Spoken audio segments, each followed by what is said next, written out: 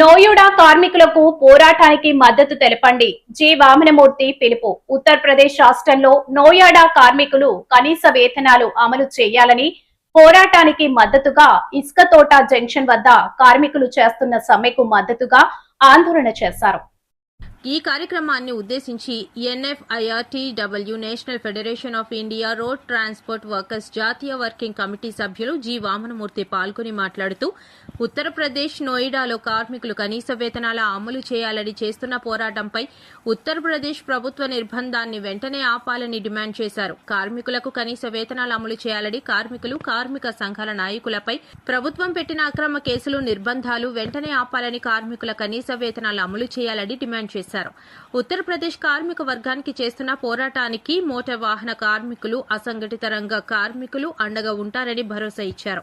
తమ న్యాయమైన కోరికల సాధనకు మరిన్ని పోరాటాలకు కార్మిక వర్గం సిద్దం కావాలని పిలుపునిచ్చారు.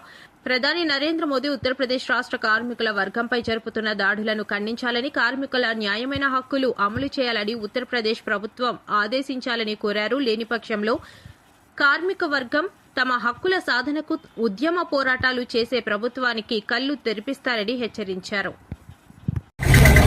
ఉత్తరప్రదేశ్ రాష్ట్రంలో మహిళా కార్మిక వర్గంపై కనీస వేతనాలు ఇవ్వాలని ఆందోళన చేస్తే ఆ కార్మిక వర్గంపై ఉత్తరప్రదేశ్ ప్రభుత్వం దమనకాండ చేస్తూ అనేక మంది కార్మికుల్ని నిర్బంధాలకు గురి చేసి కార్మిక నాయకుల్ని, ముఖ్య కార్యకర్తల్ని అరెస్ట్ చేసి జైలుకి పంపించడం దుర్మార్గపు చర్యగా భావిస్తామలో ఇవాళ ఉత్తరప్రదేశ్ మహిళా కార్మిక వర్గానికి మద్దతుగా దేశవ్యాప్తంగా సంఘీభావం జరుగుతూ ఉందో అందులో భాగంగా ఇసుకతో జంక్షన్ లో ఈ రోజు ఉత్తరప్రదేశ్ రాష్ట్రంలో మహిళా కార్మికులు జరుపుతున్న న్యాయమైన పోరాటానికి మద్దతు తెలుపుతున్నారు.